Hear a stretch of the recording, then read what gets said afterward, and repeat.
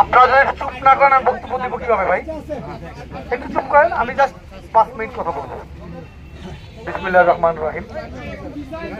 বাংলাদেশ জাতীয়তাবাদী যুবদল ময়মনসিংহ উত্তর জেলা আয়োজিত আজকের এই তাৎক্ষণিক পথসভায় উপস্থিত রয়েছেন ময়মনসিংহ উত্তর জেলা যুবদলের সংগ্রামী সভাপতি মোহাম্মদ শামসুল হক, সাধারণ সম্পাদক রবিউল করিম বিপ্লব সহ যুবদলের অন্যান্য নেতৃবৃন্দ এবং আপনারা যারা কষ্ট করে এখানে উপস্থিত হয়েছেন সবাইকে বাংলাদেশ জাতীয়তাবাদী যুবদল কেন্দ্রীয় নির্বাহী কমিটি এবং বিএনপি ভারপ্রাপ্ত চেয়ারম্যান আমাদের সাংগঠনিক অভিভাবক জনাব তারেক রহমানের পক্ষ থেকে জানাচ্ছি সংগ্রামী শুভেচ্ছা এবং বিপ্লবী অভিনন্দন।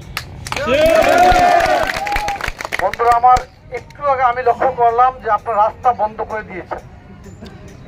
আপনাদের উপলব্ধি করার দরকার ছিল যে রাজনীতির গুণগত পরিবর্তন আনার চেষ্টা করছেন আমাদের প্রিয় নেতা জনাব তারেক রহমান। গতকাল তিনি তার একটি ভিডিও বার্তায় বলেছেন তার নামের সাথে যাতে কেউ দেশনায়ক কিংবা রাষ্ট্রনায়ক এই শব্দ সংযুক্ত না করে।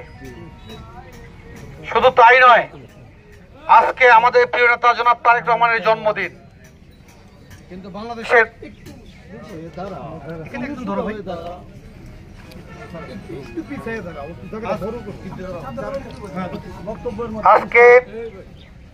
আজকে 20 নভেম্বর নাকি আমাদের নেতা জনাব তারেক রহমানের জন্মদিন, ঠিক না?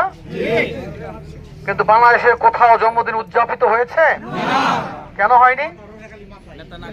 কারণ আমাদের নেতা জনাব তারেক রহমান জন্মদিনের আনুষ্ঠানিকতা পরিহার করতে বলেছেন, কোন অনুষ্ঠান করতে নিষেধ করেছেন। রাজনীতির একটা গুণগত পরিবর্তন তিনি আনার চেষ্টা করছেন, আপনাদের উপলব্ধিতে নিতে হবে। কেন্দ্রীয় নেতৃবৃন্দ কখনো যদি জেলা, মহানগর কিংবা উপজেলায় আগমন করে আপনারা আগে বিশাল মোটরসাইকেল বহর নিয়ে অভ্যর্থনা জানাতেন নাকি? এখন জানাতে পারেন? নিষেধ করেছে কে? এই দেশ নায়ক বলতে তিনি নিষেধ করেছেন। আমাদের নেতা জনাব তারেক রহমান এই কাজগুলো করতে নিষেধ করেছেন, যে কাজগুলো মানুষের কষ্টের কারণ হতে পারে, মানুষের বিরক্তির কারণ হতে পারে।